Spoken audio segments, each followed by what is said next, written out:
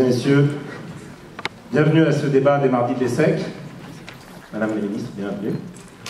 Il était une fois Christiane Taubira, la femme qui se tient là, était d'abord du mouvement indépendantiste guyanais, réputé flamme, oui. Alfred de Vigny nous l'a dit, son devoir était de les sauver afin de pouvoir leur apprendre à bien souffrir la faim, à ne jamais entrer dans le pacte des villes que l'homme a fait avec les animaux serviles. Pourtant, voici qu'un jour a eu pour notre chère tendre, une et indivisible patrie les mots de Dubelay, France, mère des arts, des armes et des lois, tu m'as longtemps nourri du lait de ta mamelle. Or, comme un agneau qui sa nourrice s'appelle, je remplis ton nom des antres et des bois. C'est que la métropole, son socialiste de parti et son ronsard de poète, était en son nid venu la courtiser. Mignonne, ouais, mignonne, allons voir si la rose qui ce matin avait éclose. Ça robe de pourpre au soleil à point perdu cette véprée, ouais. C'est ainsi qu'un jour, un petit vélo fendit la place Vendôme, sans autre forme de procès, une femme avec une femme, un Rimbaud avec un Verlaine. Tous eurent alors le droit de former alliance sous le plus sacré des sceaux et d'espérer bientôt qu'une éprouvette soit de leur union l'incarnation. Plus de correctionnels pour les enfants, plus de fessées pour les Jean-Jacques Rousseau, rien que des cocoboères sous ce magistère. On n'allait plus en prison mais en contrainte, la peine plancher n'était plus, et d'aucuns me disaient pas de plancher, pas de parquet, pas de parquet, pas de justice, pas de justice, pas de palais. À votre honneur, croyez-moi, la vie était douce. On fumait des gros blazes en récitant du Contrat Damas et en relisant ce bon vieux Alfred, pas Alfred d'ailleurs, Aldous Huxley. Un jour de cette année pourtant, les mots du poète Ménard sont venus à l'esprit de Christiane Taubira. Mon âme, il faut partir. Ma vigueur est passée. Ce jour-là était bien plus grave que celui de la couleuvre qu'il fallut avaler sur la voie du renseignement. Ce jour-là était bien plus grave et il fallut que Christiane se pointât à l'Élysée où la tragédie cornélienne que l'on connaît s'était alors jouée. Christiane, je me meurs. Va, laisse-moi mourir. Don François. 4 mots seulement. Après ne me répond qu'avec ce 49.3. Christiane. Quoi, du sang de mon père, Jaurès, encore tout trempé? Don François, ma Christiane. C'était trop tard, Christiane criait. Du Hugo, demain dès l'aube, à l'heure où blanchit la campagne et la sauce des kebabs, je partirai. Du La Fontaine, adieu, vos vaches, cochons, couvés. Du Racine, poursuis, Néron. Poursuis, avec de tels ministres, par des faits glorieux, tu vas te signaler. Poursuis, tu n'as pas fait ce pas pour reculer. Du Belay, heureux, comme Ulysse, a fait un beau voyage, ou comme celui-là qui conquit la toison, et puis se retourner plein d'usage et de raison, vivre entre ses frondeurs le reste de son âge. Oui, c'est ainsi qu'aujourd'hui, Théophile de Viau nous confie que dans ce val solitaire et sombre, dans ce val solitaire et sombre, le cerf qui brame au bruit de l'eau, penchant ses yeux dans un ruisseau, s'amuse à regarder son ombre. Mais alors que s'est-il passé, nous le savons, hélas. Sur l'absence sans désir, sur la solitude nue, sur les marches de la mort, elle aimait à répéter son nom, à écrire son nom, ce nom qui nous est cher autant qu'à l'Édouard, mes chers concitoyens. Ce nom de liberté, liberté chérie. Or voilà qu'un 7 janvier et un 13 novembre, un mal qui répand la terreur, mal que le ciel en sa fureur inventa, pour punir les crimes de la terre, était venu nous faire la guerre. Le lendemain déjà, Daubigné répondait à La Fontaine, et la terre ouvrait son sein, du ventre des tombeaux naissaient les enterrés, les visages nouveaux. Mais bien vite, ce fut l'amalgame. Si ce n'est toi, c'est donc ton frère, qui n'en est point. C'est donc quelqu'un des tiens, car vous ne m'épargnez guère, vous vous bergez vos chiens. On me l'a dit, il faut que je me venge. On désigna un bouc émissaire par la déchéance et frontière. Le lion d'un conseiller dit, mes chers amis, le ciel a permis pour nos péchés, c'est pas fortune. Que le plus coupable de nous se sacrifie au trait du céleste courroux. Peut-être il obtiendra la guérison commune. National, binational, étranger, musulman, roux, blonde, de race fuchsia, de race turquoise, de race humaine, de souche, de tronc, de branche, de feuilles, de papier ou de sans-papier, on ne sut plus à quelle patrie se raccrocher. On fit fi de Fernand Braudel, fi de Robert Badinter qui nous avait appris qu'à cet instant de folie, à cet instant de passion meurtrière, l'évocation de la peine ne trouve pas sa place chez l'homme qui tue. On fit fi de Marc Aurèle qui nous invitait à éviter l'agitation, la torpeur, la dissimulation en ces temps difficiles. C'était trop pour celle qui avait fait de la dignité humaine le combat de toute une vie. Alors maintenant que Christiane Taubira est revenue parmi nous, citoyens, demandez-lui si notre meilleure réponse au terrorisme ne serait pas de présenter les bras ouverts à ceux qui fuient la guerre. Car comme l'Éluard, comprenne qui voudra, mon remords ce fut, la malheureuse qui resta sur le pavé, la victime raisonnable, la robe déchirée au regard d'enfant perdu, découronnée, défigurée, celle qui ressemble aux morts qui sont morts pour être aimés. Une fille faite pour un bouquet, couverte du noir crachat des ténèbres. Une fille galante comme une aurore de 1er mai, la plus aimable des bêtes. Pourtant, la femme de loi que vous êtes comprend bien le poète qui nous dit que c'est la chose, loi des hommes, de changer l'eau en lumière, le rêve en réalité et les ennemis en frères. Alors je dirais que Vigny a tort lorsqu'il nous dit qu'avoir ce que l'on fut sur terre et ce que l'on laisse, le silence est grand, tout le reste est faiblesse. Oui, chers amis, au murmure de la jeunesse, dont Christiane Taubira commit un livre, répondons d'un cri, non d'un cri d'Edouard Munch, non d'un cri de guerre d'Hugo, mais d'un cri écrit de Cocteau, d'un cri chanté de Moustaki, d'un cri récité de Prévert, un cri à Taubira autant qu'à Malraux, qui nous montrant la débrouille de Jean Moulin, nous disait aujourd'hui, jeunesse, puisses-tu penser à cet homme comme tu aurais approché tes mains de sa pauvre face informe du dernier jour. Ce jour-là, elle était le visage de la France. Un cri qui dit oui à Césaire. Oui, nous sommes à la conquête d'une nouvelle et plus large fraternité. Un cri qui dit oui à Mandela. Oui, le soleil ne se couchera jamais sur une réalisation humaine plus éclatante. Un cri qui dit oui à Blum. Oui, nous nous refusons à désespérer de la paix. Un cri qui dit oui à ceux qui fuient la guerre. Oui, nous vous réchaufferons. Un cri qui dit oui à l'abbé Pierre. Oui, nous nous aimons assez tout de suite pour faire cela.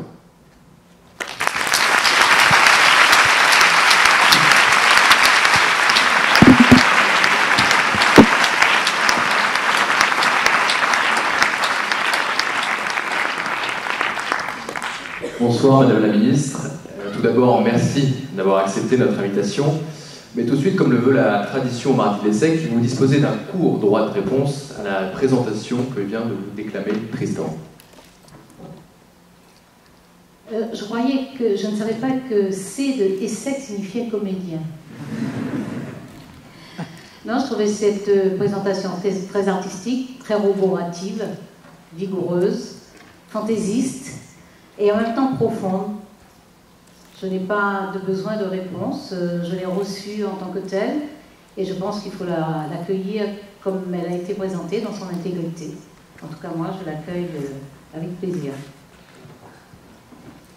Merci beaucoup donc, pour cette très très courte réponse.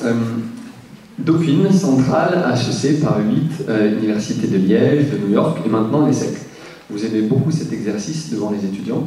Nous en parlions un peu plus tôt. C'est un plaisir pour nous de vous recevoir ici.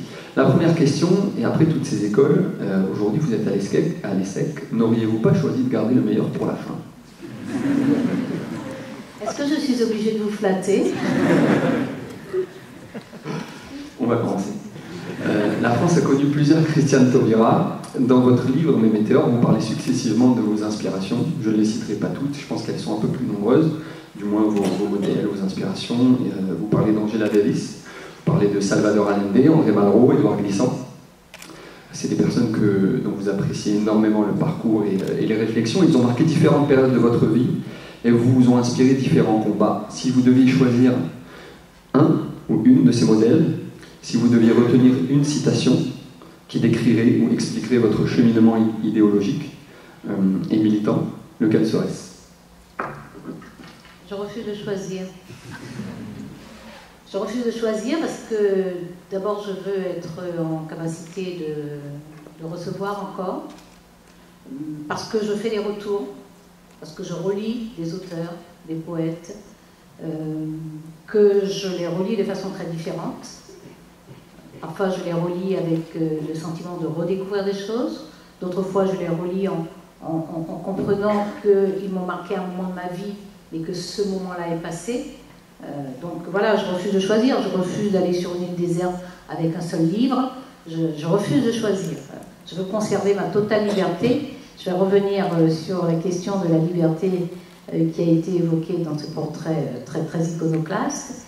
Et puis sur un sujet de fond, mais je pense que vos questions permettront que je revienne sur un sujet de fond, c'est l'évocation très elliptique de la loi renseignement. Je crois que ça mérite qu'on se pose et qu'on sache de quoi il s'agit. Les débuts de votre militantisme, c'était une inspiration, une motivation personnelle, ou ça découlait déjà de certaines inspirations, de certains modèles? Je me souviens que déjà au collège, je me sentais très fortement concernée par les conditions dans lesquelles nous étudions, mais surtout par des personnes, par des camarades de classe.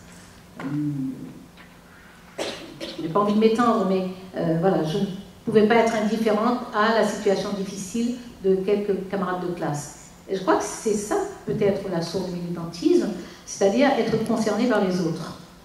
Et après, évidemment, ça devient un choix lorsque je suis étudiante, je suis plus mûre, post-adolescente déjà, je fais un choix délibéré de m'engager fortement et je pressens que c'est un engagement qui sera durable parce qu'il est lié à la vie, parce qu'il est lié à la perception que j'ai de ce que peut être la vie, parce qu'il est lié au fait que j'ai le sentiment de vivre avec d'autres et qu'il y a un long chemin à faire avec les autres. Mais bien entendu, cet engagement qui a pour source essentielle cette préoccupation pour les autres prend sa forme grâce à des figures emblématiques et même tutélaires.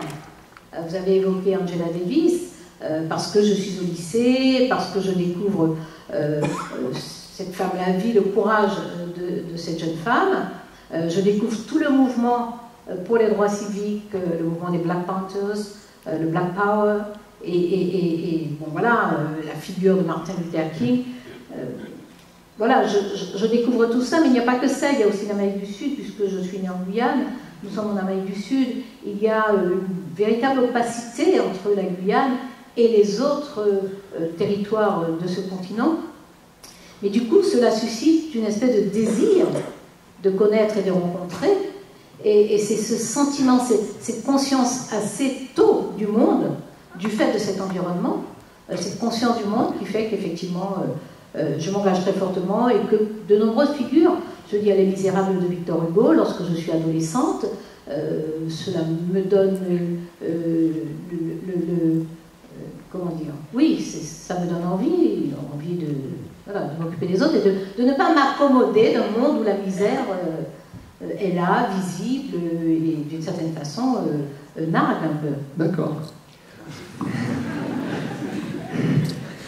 Justement, nous aimerions revenir sur... L'exercice consiste à me contraindre à des réponses très courtes. Nous allons vous donner l'occasion de développer un petit peu, justement, à propos de vos premières années d'engagement politique, une période et un lieu qui représente beaucoup pour vous, à savoir la Guyane. C'est en effet sur cette terre française, située à plus de 7000 km de la métropole, que naissent vos premiers engagements politiques, qui se traduisent à cette époque par le militantisme indépendantiste. En effet, vous faites partie dans les années 70 du mouvement guyanais de décolonisation et vous dirigez même une revue indépendantiste qui s'appelle Mawina, si mes sources sont bonnes. Alors, avec le recul, quel regard portez-vous aujourd'hui sur cette période de votre vie? Est-ce qu'il n'y a pas une contradiction justement entre deux moments de votre vie, à savoir la lutte d'un côté pour l'indépendance et s'affranchir de la République française, et un autre moment de votre vie, devenir un ministre régalien de cette même République française? Comment est-ce qu'on concilie intellectuellement ces deux périodes de votre vie?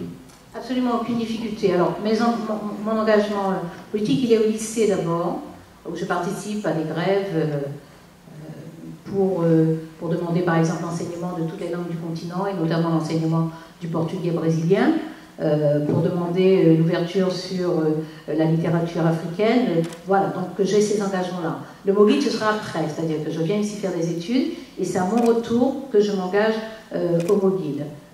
Mais ici déjà, pendant mes études, je suis très engagée en solidarité avec des indépendantistes guyanais qui ont été arrêtés et qui ont été transférés à la prison de la Santé ici, qui reste sans procès. Donc nous menons des actions de solidarité et finalement, évidemment, ils sont libérés après.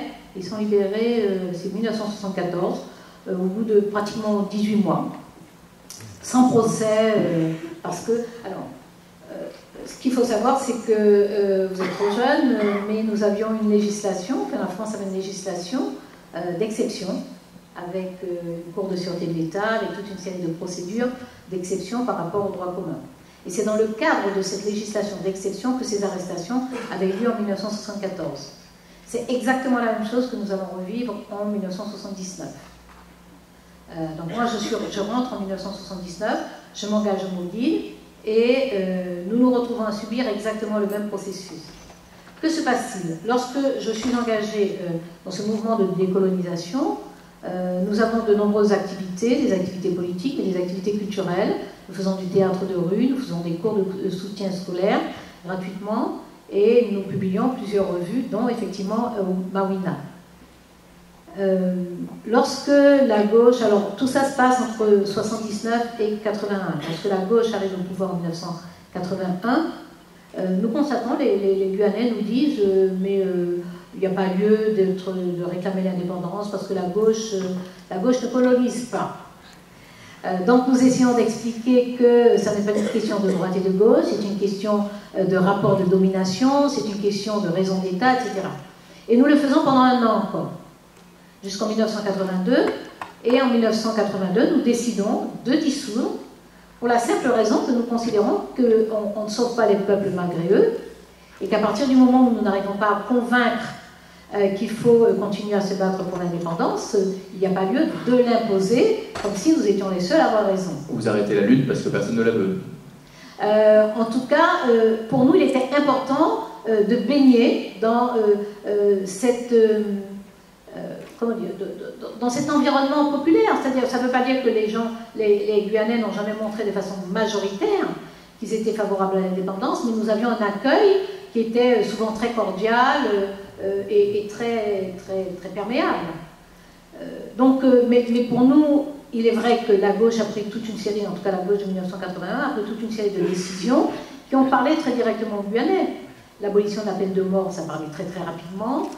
L'ouverture des radios libres a parlé parce que la parole était très fortement bâillonnée. C'est-à-dire qu'à cette époque, 79-81 dont je vous parle, les arrestations avaient lieu pour des articles.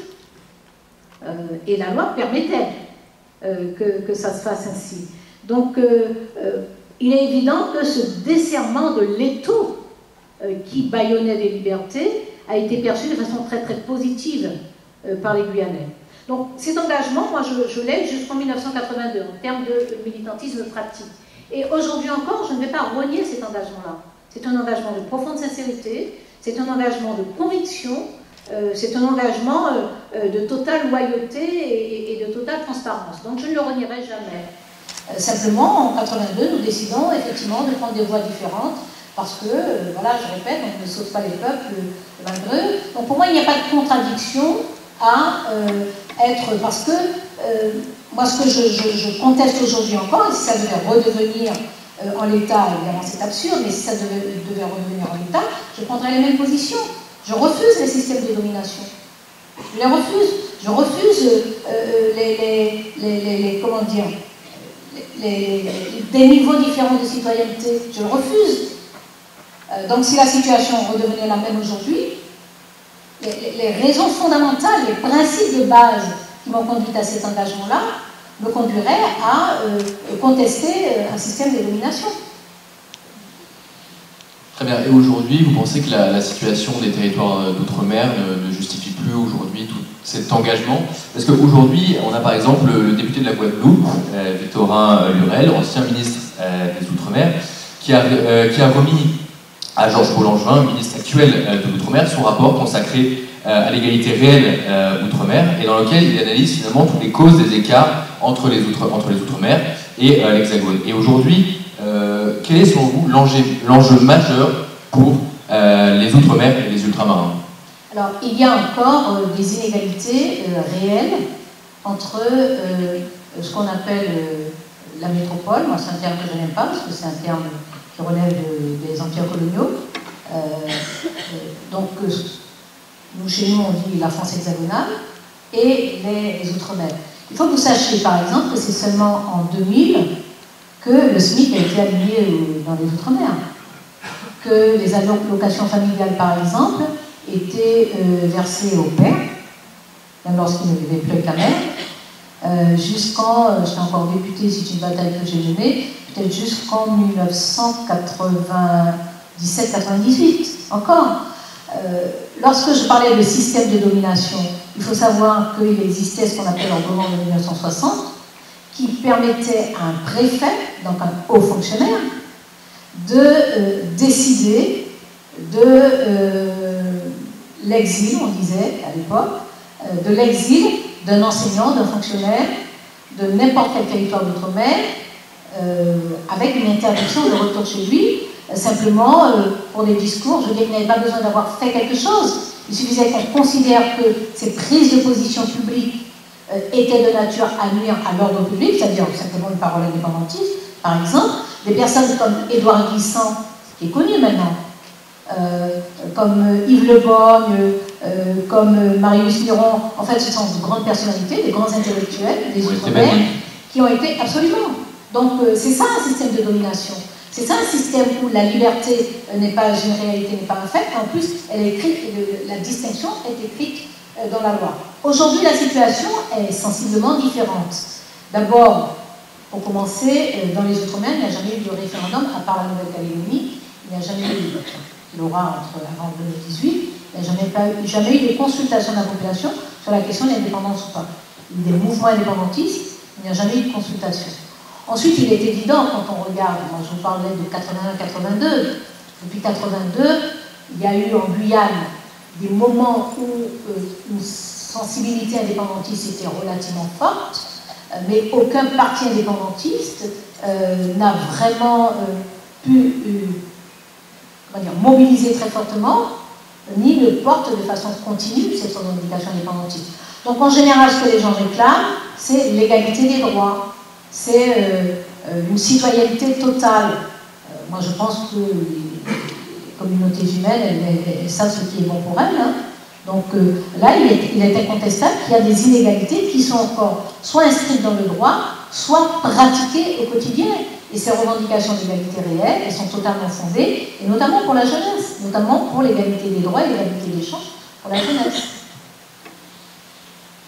Merci pour la franchise de cette réponse. Tout d'abord, à présent, nous souhaiterions aborder quelques grandes parties de votre parcours politique, avant de devenir ministre de François Hollande.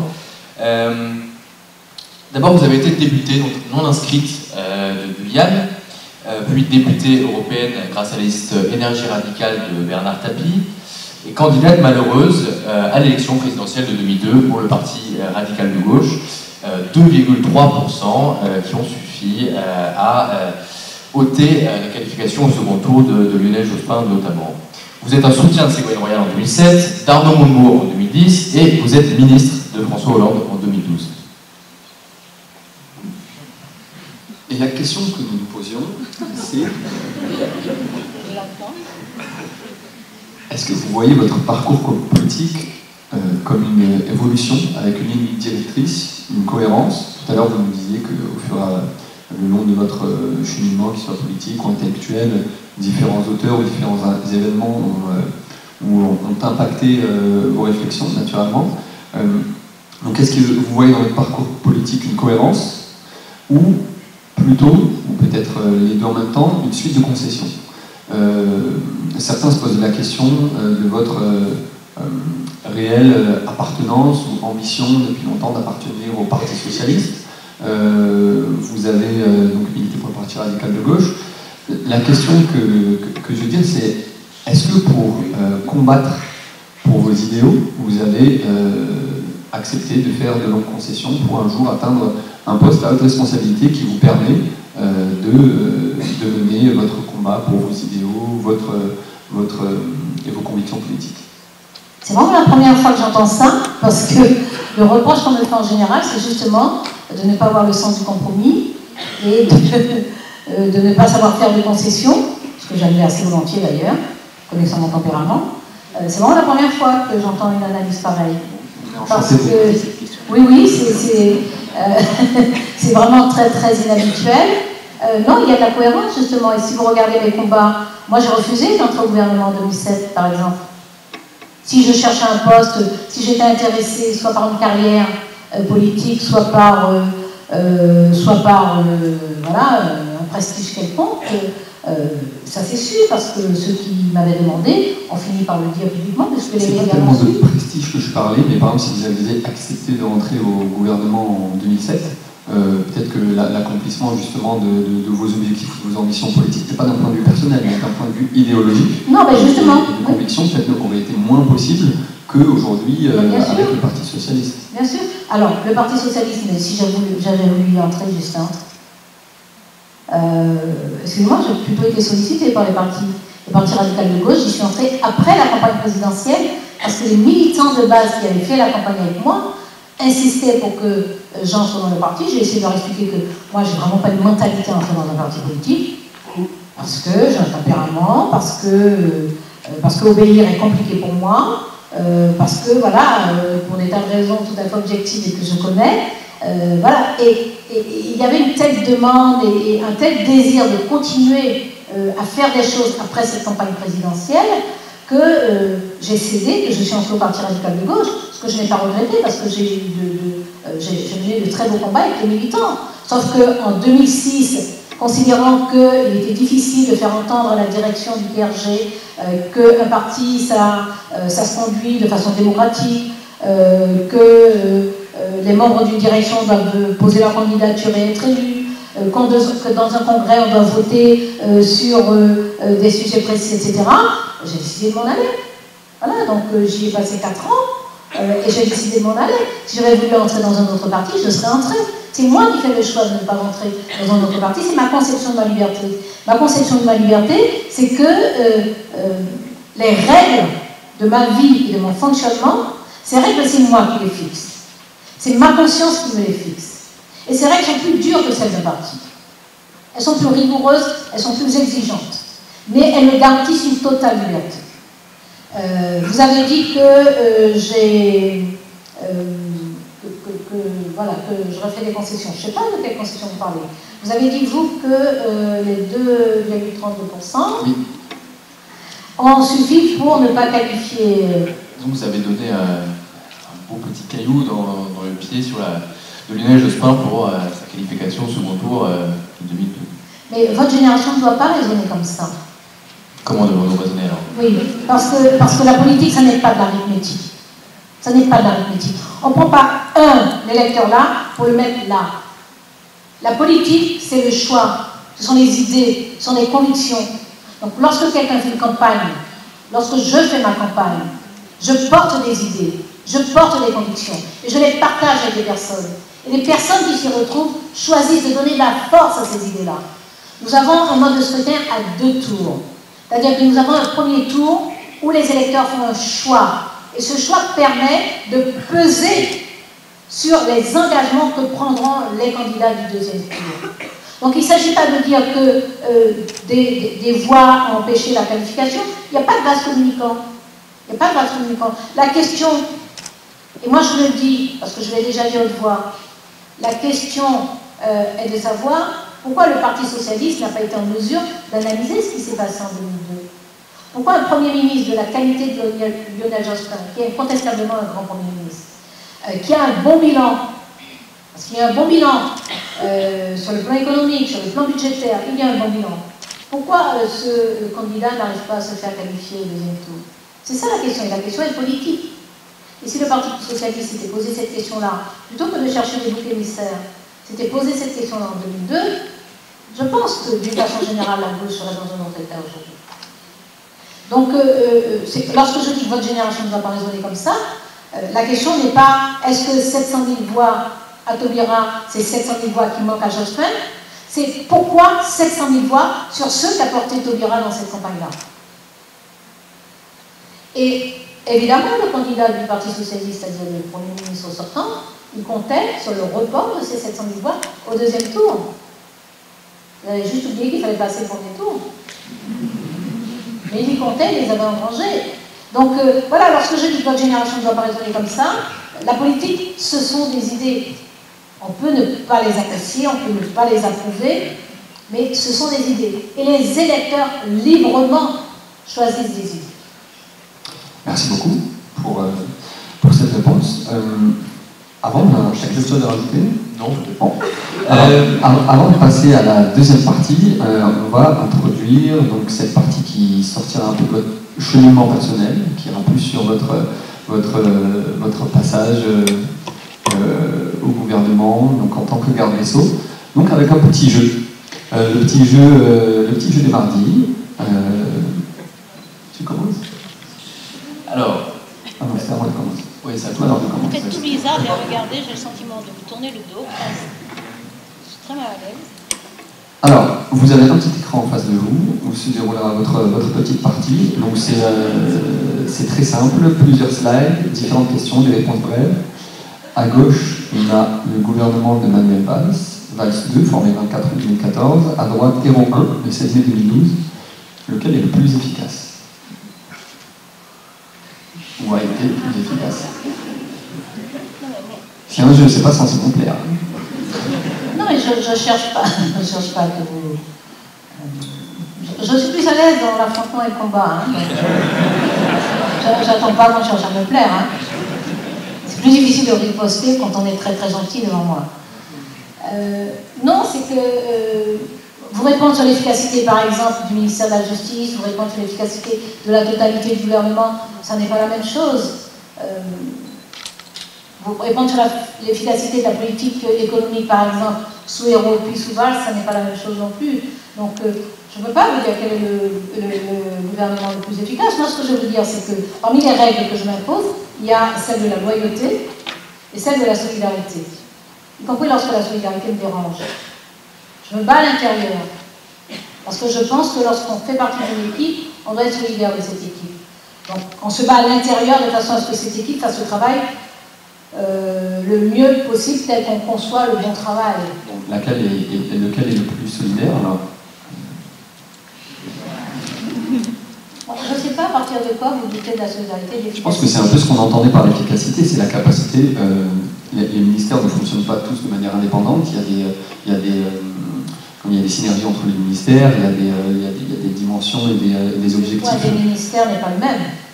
En plus, il y a des objectifs qui concernent l'ensemble du gouvernement, et le pays de manière générale.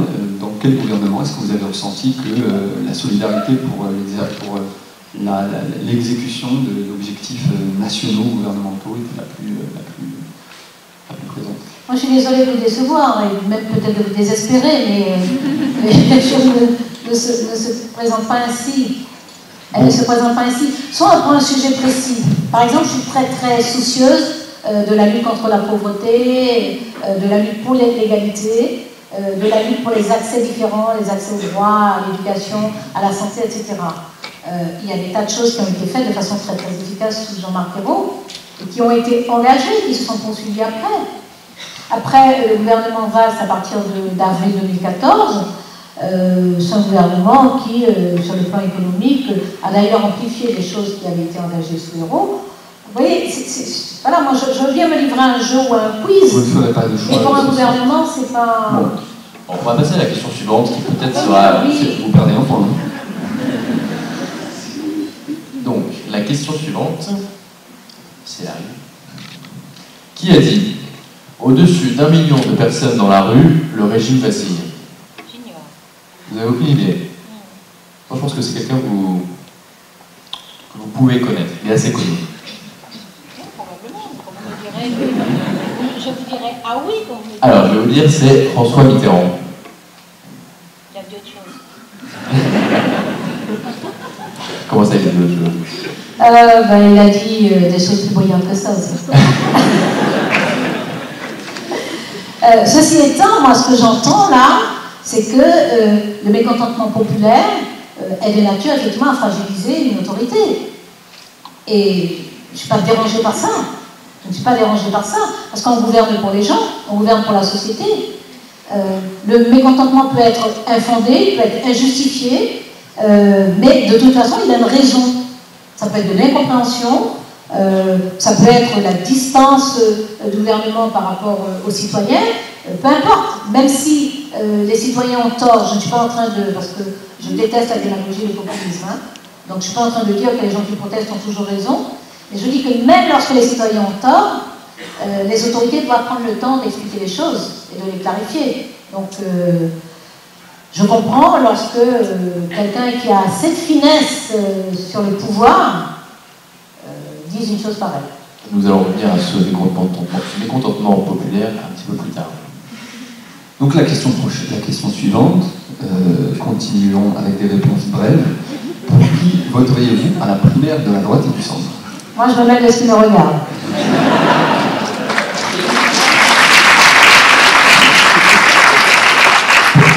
On a notre petite idée, mais on la dévoilera pas. Et enfin, la dernière question. Qui a dit « Les Roms ont vocation à rester dans leur pays et à s'y intégrer là-bas » Vous avez des indices? Oui, je vois bien, mais les Roms sont européens. Le principe de l'Europe, c'est la libre circulation. Hein. C'est partie des 4 piliers. Hein. Tout à fait, mais ça ne dit pas qui a dit cette phrase. Il a dit n'a qu'à l'assumer. De toute façon, tous les deux ont dit des choses semblables.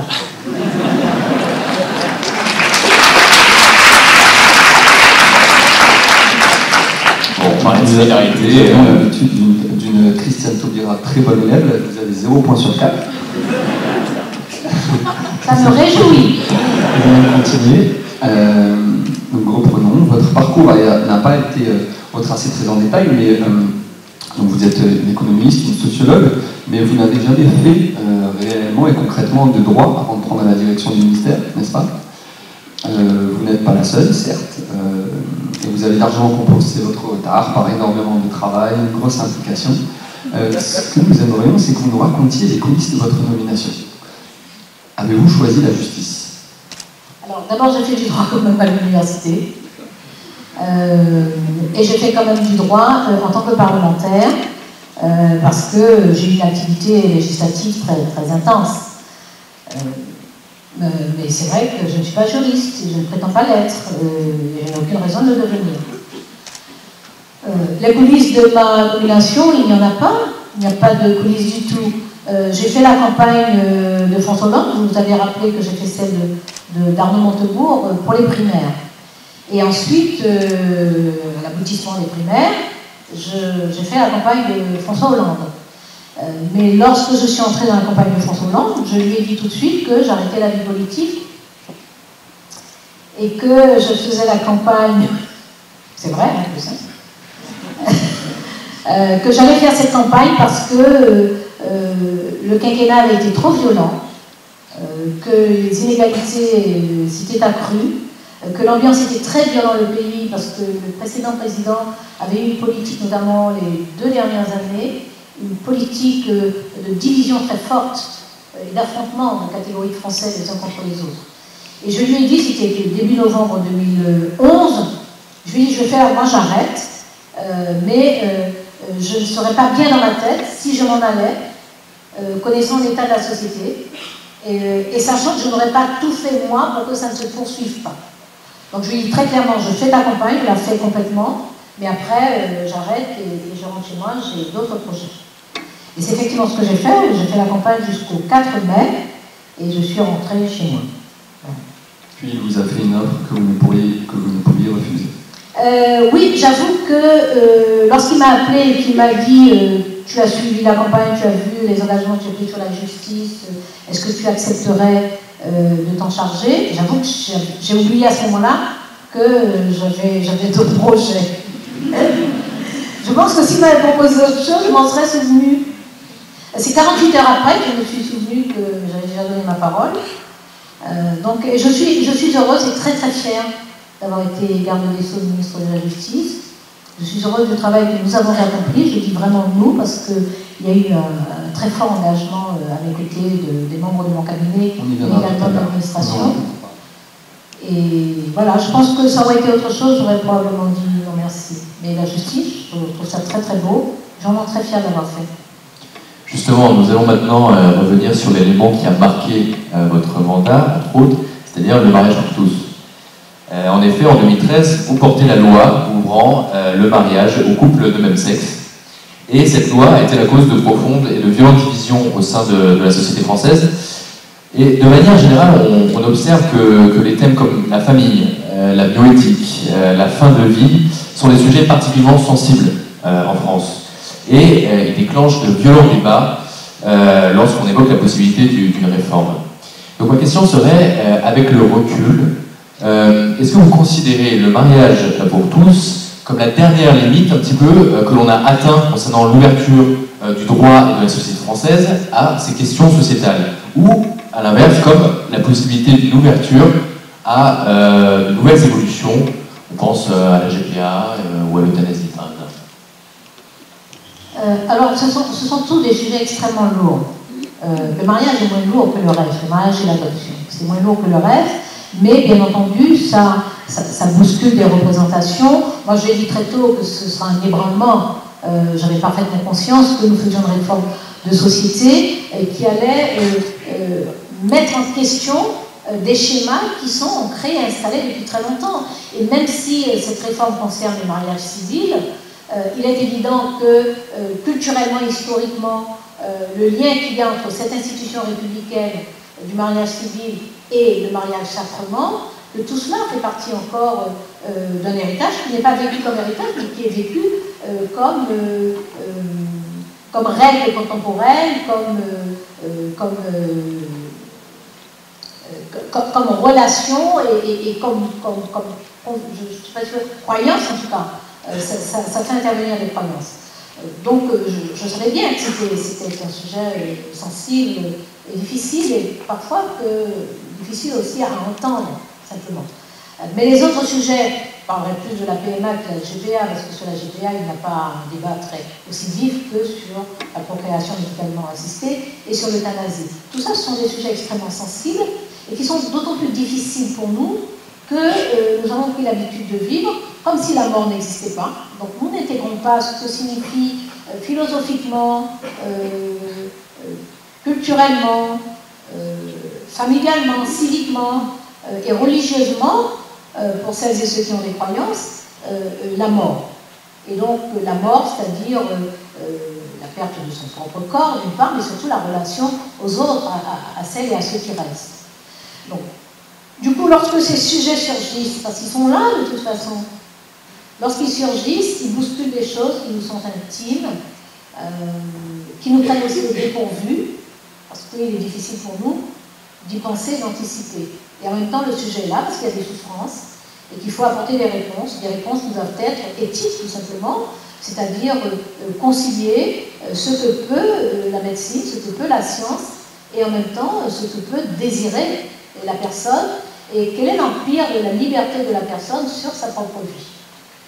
Donc ce sont des sujets dont on ne pourra pas se défaire, on pourra se cacher sous la table, on ne pourra pas échapper à ces sujets-là, on pourra y mettre un couvercle et les éteindre pendant quelques années, ils ressurgiront inévitablement, parce qu'ils sont intrinsèquement liés à la vie, au parcours de la vie, à la trajectoire de la vie. Donc ce sont des sujets qui demandent du courage, il nous faut du courage moral, il nous faut nous poser, il nous faut comprendre qu'il y a des sujets sur lesquels il faut arriver à construire un consensus dans la société. Il faut arriver à faire des personnes qui ne s'entendent pas, qui ne s'aiment pas, qui éventuellement ne se comprennent pas, s'associer pour réfléchir à ces sujets. C'est très intéressant parce que vous avez terminé en parlant de consensus dans la société. En 2014, vous conduisez la réforme pénale. Cette réforme vise principalement à prévenir la récidive en matière pénale et à réduire la surpopulation carcérale. Elle contient notamment la suppression des peines planchées, instaurée en 2007 par Nicolas Sarkozy, Rachida Dati était garde des Sceaux, et la création de la contrainte pénale, qui implique pour le condamné une série d'obligations et d'interdictions, plutôt un aller simple par la case de prison. Donc la droite a tiré à boulet rouge sur le moindre de vos positions à cet égard durant l'intégralité de votre passage au ministère. Vous avez été accusé de laxisme.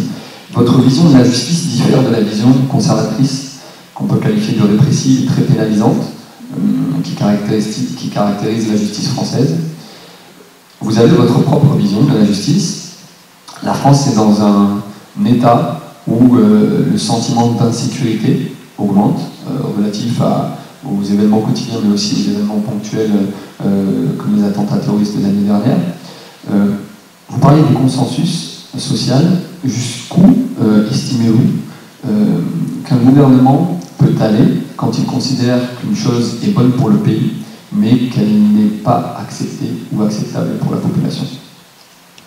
Alors, lorsque je parle de consensus, moi je pratique le consensus, c'est-à-dire que moi j'ai des convictions, je les assume, je les affiche, je les porte.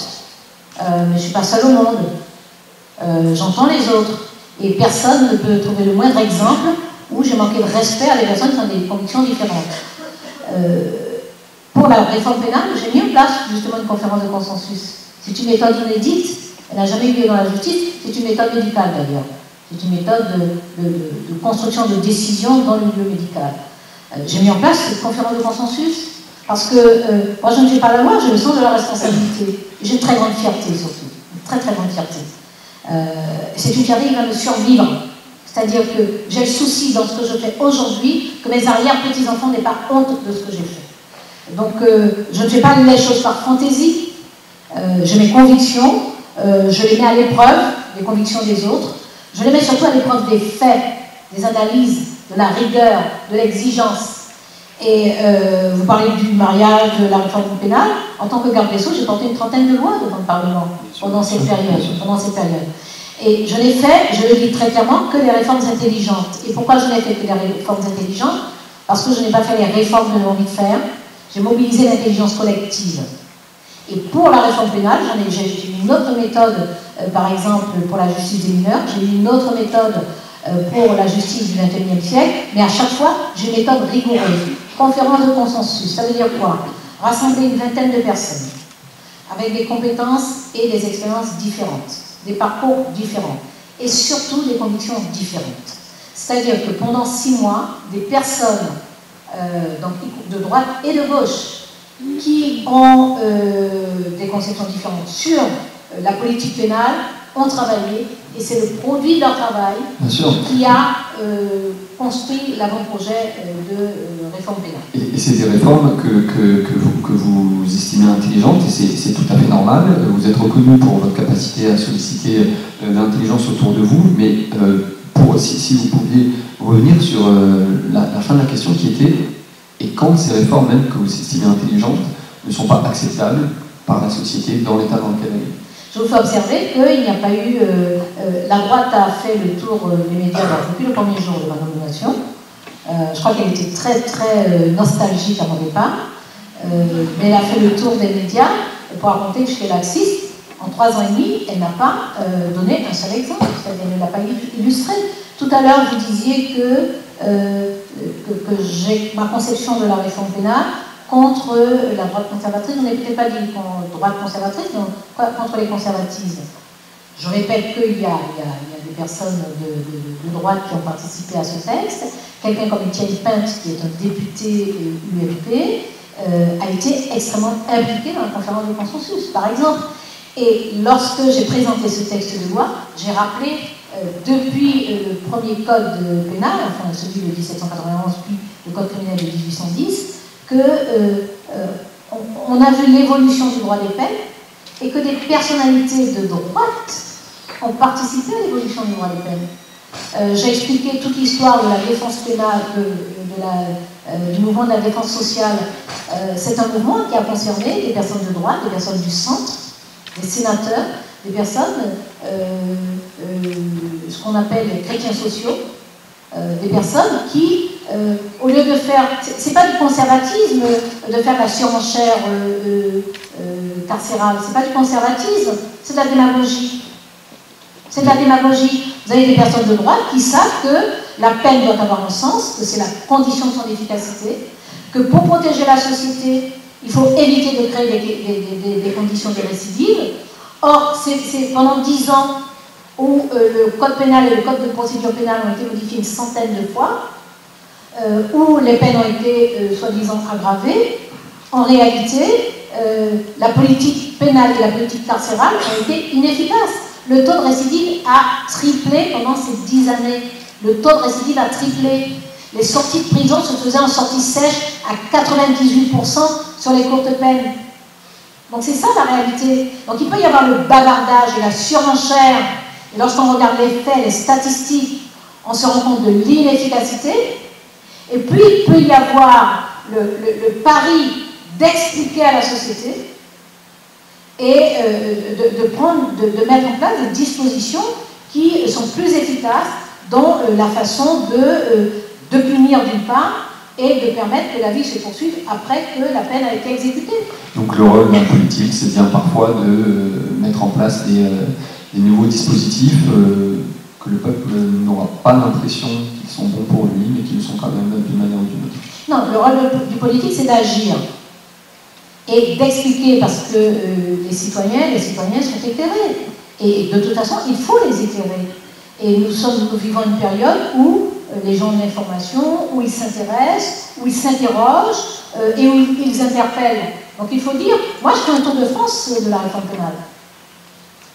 Je n'ai pas pour les médias parce que je n'aime pas ça, même si c'est plus facile et que c'est très valorisant personnellement. Mais j'ai circulé dans le pays, j'ai fait de très nombreux, je suis allée voir les élus et j'ai tenu des réunions publiques où j'ai expliqué le contenu de la réforme pénale. Ça explique peut-être pourquoi la droite n'a pas livré la bataille dans l'hémicycle. Il y a eu 3 jours de débat dans l'hémicycle, il y avait moins d'une dizaine de députés à droite. Et il n'y a pas eu de bataille. Est-ce que vous avez entendu du tapage pendant les débats sur la réforme pénale? Non. Il n'y a pas eu de bataille.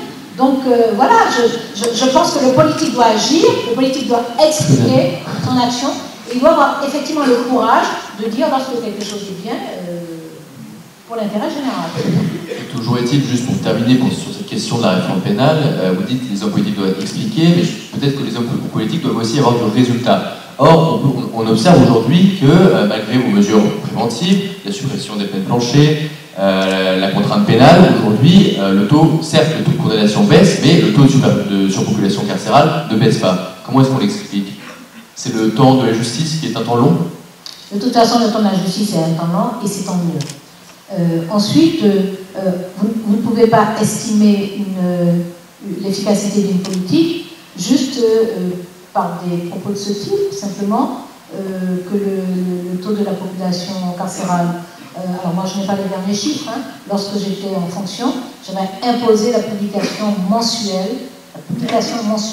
C'est-à-dire que je crois à la transparence. Le rapport du politique à la société, c'est la transparence. Donc, dans le cadre de la réforme pénale, j'ai réformé l'ONDRP, c'est-à-dire l'Observatoire de la délinquance et des réponses pénales. J'ai créé un observatoire de la récidive et de la désistance.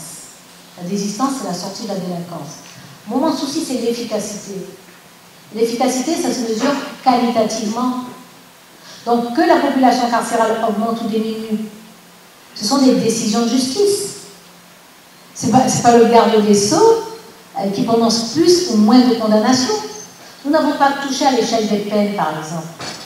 C'est-à-dire que la décision que prenait un juge avant la réforme pénale, il peut prendre la même.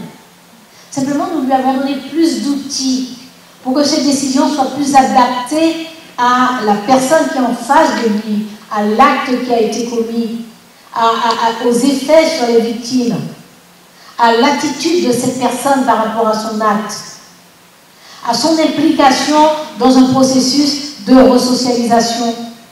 Nous lui avons donné davantage de moyens, mais nous n'avons pas supprimé de peine, nous n'avons pas modifié l'échelle des peines. Mais nous voyons bien que pourquoi la récidive était aussi importante. Parce qu'il y a des situations où l'incarcération aggrave la désocialisation et donc favorise les conditions de récidive. Les politiques peuvent faire de grands discours, bomber le torse, secouer le menton et dire on va voir. Mais les victimes de ces récidives-là, ce sont les citoyens ordinaires. Donc il me paraît plus important de lutter contre la récidive que de venir me battre le torse. Donc ce qu'il faut mesurer, c'est quelle est l'efficacité de tous les dispositifs qui ont été mis en place pour éviter les sorties sèches. C'est-à-dire pour éviter qu'on ouvre la porte de la prison et qu'on dise à la personne, voilà, c'est fini. Donc il y a l'obligation d'un accompagnement de façon à assurer la réinsertion dans la société. Merci. On va un peu passer du coq à l'âne.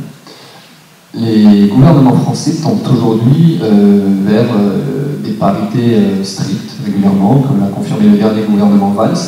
On a l'impression que les choses vont un peu mieux en termes de parité homme-femme dans nos institutions. Avec notamment, on a vu ces derniers jours, Odile Renaud-Bassot, qui a été nominée à la tête du Trésor à Bercy. Donc concernant un autre enjeu, la représentation des minorités dans les institutions françaises.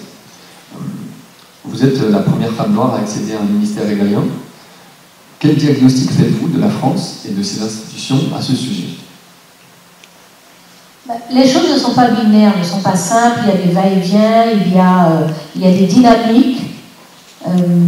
Il faut savoir par exemple que avant les indépendances africaines, par exemple, il y avait des sous-secrétaires d'État africains dans les gouvernements français. Et puis après, pendant une très longue période, il n'y a eu personne venant ni des Outre-mer, ni...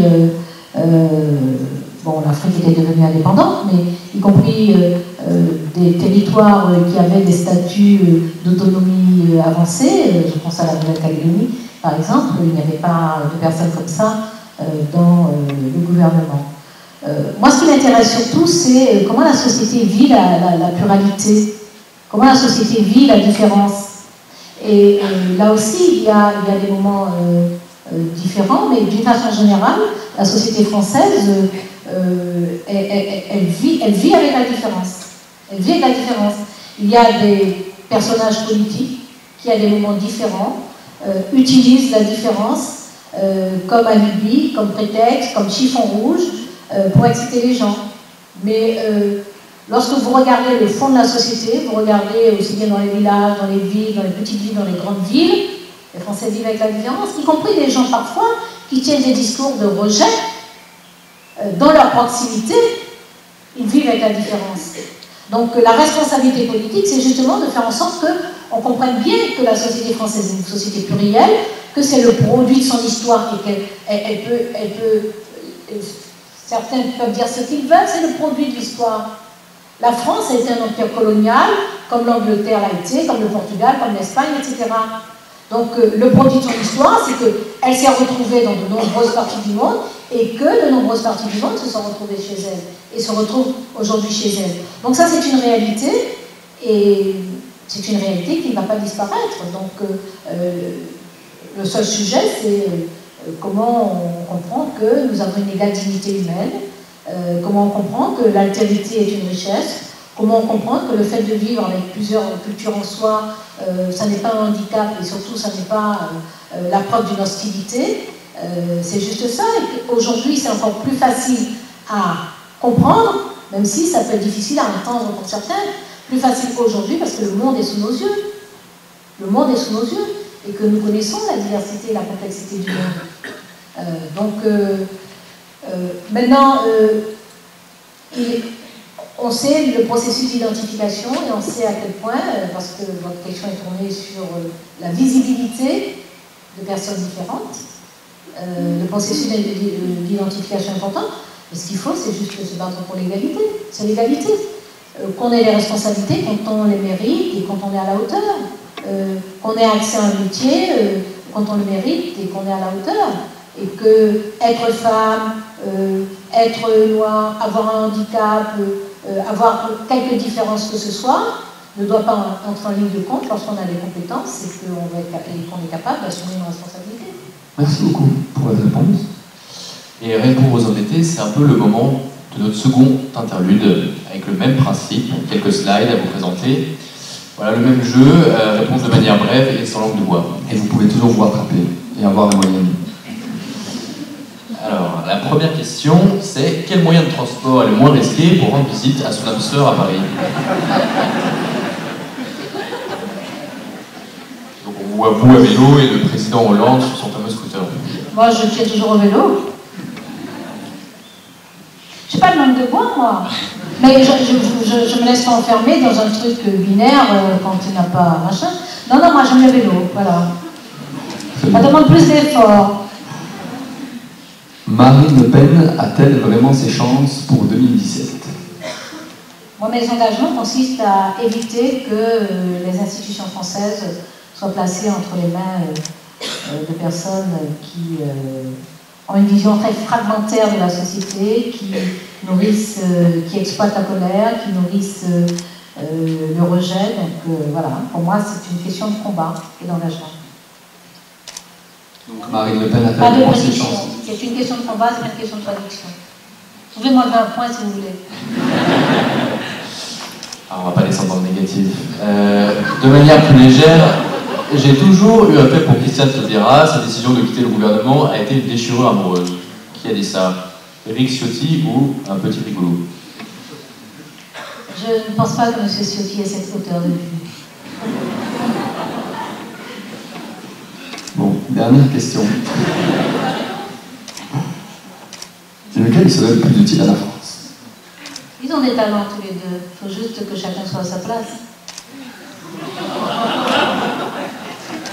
Vous n'aimez pas les petits jeux, non? Nous l'aurons compris. Au cas où vous revenez au mardi l'année Ils sont prochaine. brillants tous les deux. Ils sont brillants tous les deux. C'est vrai. Mais voilà, il faut que les gens soient bien utilisés là où ils peuvent être utiles. Parce que je pense profondément. On a bien compris. On voudrait maintenant attaquer notre dernière partie consacrée à vous aujourd'hui. D'abord, pour revenir aujourd'hui, il y a eu votre démission. Le 16 novembre dernier, François Hollande prononce un discours devant les parlementaires réunis au Congrès à Versailles, et il déclare « Nous devons pouvoir déchoir de sa nationalité française un individu condamné pour une atteinte aux intérêts fondamentaux de la nation ou un acte de terrorisme, même s'il est né français. » Pourquoi avoir attendu la fin du mois de janvier pour démissionner? Vous saviez que vous alliez devoir porter cette réforme constitutionnelle. Pourquoi avoir attendu ces 3 mois qui ont donné lieu à d'innombrables polémiques et qui ont finalement discrédité le gouvernement? Là aussi, alors ça me rappelle, je ne sais pas si c'est maintenant que je peux revenir sur la question de la loi de renseignement, parce que vous avez une phrase très rapide, après la couleuvre avalée, il faudra me dire laquelle. Mais je vais en dire quelques mots parce que c'est bon de faire de l'information. Non, je vous disais tout à l'heure, pour moi, la solidarité est un devoir. Ce qui veut dire, pour que cette solidarité soit possible, de mener à l'intérieur les combats qu'il faut. J'ai bataillé à l'intérieur. C'est-à-dire, vous pensiez pouvoir changer la vie du président Hollande? Je pensais, en tout cas, j'ai essayé d'éviter. Pour moi, l'enjeu, c'était quoi? Inscrire une telle disposition dont tout le monde reconnaît l'inefficacité. Nous sommes d'accord, nous n'avons pas de débat sur l'efficacité de la mesure. Le Premier ministre lui-même, qui l'a porté, l'a défendu, a dit « Nous savons bien que ce ne sera pas efficace, nous sommes dans l'ordre du symbole. » D'accord? Pour moi, les symboles, c'est extrêmement important. Dans la conception que j'ai de la vie ensemble, les symboles sont extrêmement importants.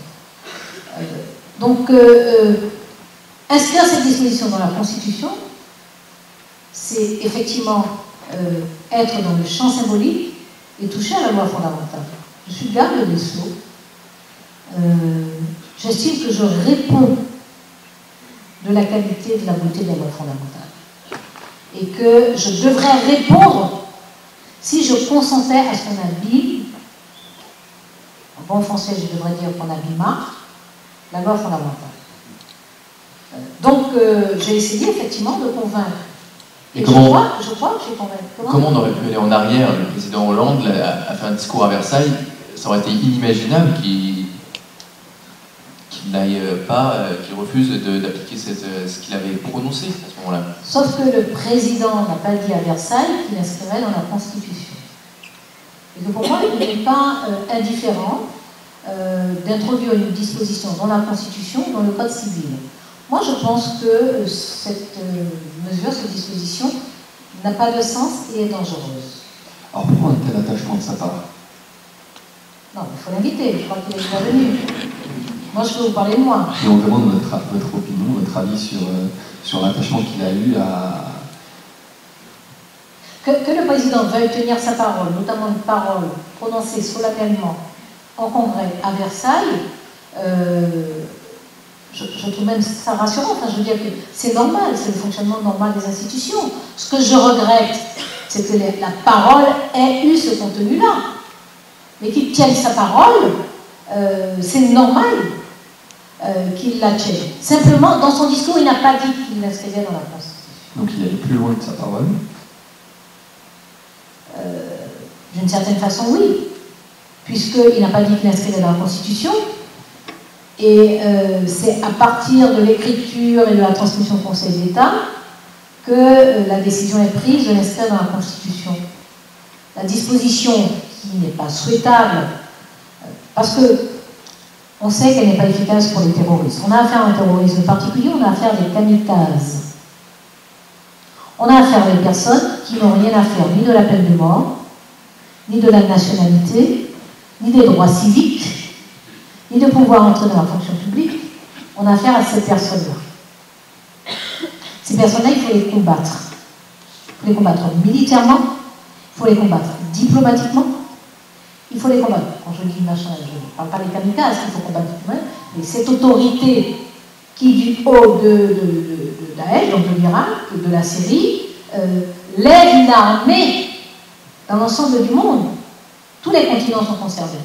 Donc eux, il faut les combattre militairement. Il faut combattre diplomatiquement. C'est-à-dire qu'il faut arriver à organiser une mobilisation internationale de façon à étrangler cette force destructrice et meurtrière. Il faut les combattre politiquement aussi. C'est-à-dire casser ce discours qui appelle des solidarités soi-disant pour la justice, pour protéger d'autres personnes, pour lutter contre des injustices internationales. Il ne faut pas leur donner de victoire symbolique non plus. Il ne faut pas leur donner de victoire symbolique. Donc on sait que ce ne sera pas efficace et on leur donne une victoire symbolique. Une victoire symbolique sur quoi? Sur ce qui nous lie, sur le droit républicain de la nationalité, sur le droit du sol, sur des choses essentielles, fondamentales. Donc voilà, pour moi, ça n'était juste pas tenable. J'ai essayé à l'intérieur, je n'ai pas attendu, ma décision a été prise. Et puis j'ai eu des discussions qui ont pris un petit peu de temps à l'intérieur. Et lorsque j'ai compris que de toute façon, je compris assez tôt d'ailleurs, et je l'ai dit assez tôt, que la décision ne changerait pas, moi je n'étais pas disposée à l'assumer. Je ne suis pas disposée en tant que garde des Sceaux. Même lorsque j'ai été dispensée d'être au Parlement pour défendre ce texte de loi, moi je ne suis pas l'autruche. Je ne vais pas m'occuper à autre chose, je ne détourne pas le regard, tandis qu'on fait quelque chose que je n'approuve pas. Donc je clame haut et fort ma désapprobation. Justement, vous l'avez clamé. Et j'en paie le prix. Vous l'avez clamé haut et fort dans la foulée de votre démission par votre livre Murmure à la jeunesse. Dans ces 90 pages, vous vous livrez avec rigueur un argumentaire politique contre la déchéance de nationalité. Et vous convoquez de nombreux auteurs, intellectuels et même artistes pour attaquer cette inscription de la déchéance de nationalité dans la Constitution. On a bien compris que vous ne vous attaquez pas à l'efficacité. Il n'y a pas de débat sur l'efficacité de cette déchéance de nationalité, mais contre le symbole. Quel est votre argument contre ce symbole de la déchéance de nationalité? Lorsque vous touchez à la nationalité, vous touchez à ce qui fait que nous sommes une communauté. Au-delà même du symbole, immédiat en tout cas, du symbole auquel on touchait, depuis ces attaques, les attaques de janvier, la parole politique a eu du mal à envoyer à la société un propos qui nous rassemble, qui nous relève et nous rassemble. La nécessité de lutter contre le terrorisme. Et c'est une nécessité réelle. Cette nécessité fait que la parole politique a été, en tout cas celle du gouvernement, a été constamment sur les mesures de répression, sur les mesures de prévention, etc. Ce qui est normal. Ce qui est normal. Parce que la responsabilité du gouvernement, c'est bien de protéger les Français. C'est bien de protéger les Français. Donc il fallait prendre toutes les dispositions. Lorsque je reviens sur la loi renseignement, j'avais déjà entendu ça que j'avalais une couleuvre. Je n'ai pas avalé une couleuvre. Je suis garde des Sceaux. Je suis responsable des libertés individuelles. Et mon souci, c'est de ne pas jeter en pâture. De la même façon que je ne veux pas offrir de symbole aux terroristes, je ne veux pas leur offrir non plus nos libertés. Mais en même temps, appartenant au gouvernement, j'ai la préoccupation de l'efficacité en matière de sécurité. Donc ce qu'il fallait trouver, c'était le chemin très très difficile entre la nécessité de donner aux services les moyens d'assurer la sécurité, donc la surveillance nécessaire, et en même temps de faire en sorte que les citoyens ordinaires ne soient pas pris dans les filets de cette surveillance de sécurité. Donc mon travail à moi consistait à m'assurer que nous n'allions pas compromettre ces libertés qui sont des conquêtes de génération, des conquêtes, donc l'aboutissement de lutte, préserver ces libertés sans entraver pour autant la sécurité. Et nous l'avons trouvé. Et ça a été une bataille, j'ai dû me battre à l'Assemblée nationale et au Sénat. Mais qu'y a-t-il dans ce texte?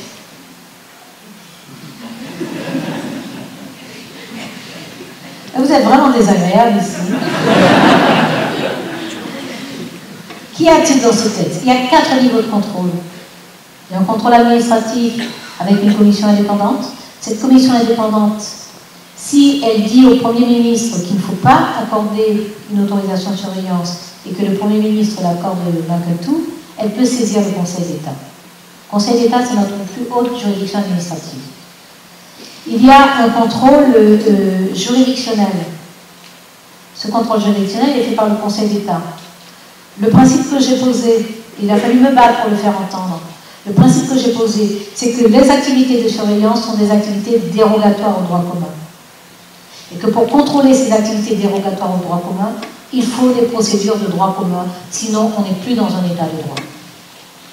Donc je me suis battue pour éviter une juridiction d'exception, qui a été dans une version du texte, qui a été renforcée par la commission des lois de l'Assemblée nationale. Donc je me suis battue et j'ai obtenu que nous ayons des procédures de droit commun. C'est-à-dire que ce soit le Conseil d'État, que ce soit en formation restreinte, que ce soit en section de contentieux, ou que ce soit en assemblée de contentieux, et y compris en référé, que ce soit le Conseil d'État qui assure le contrôle juridictionnel. Merci.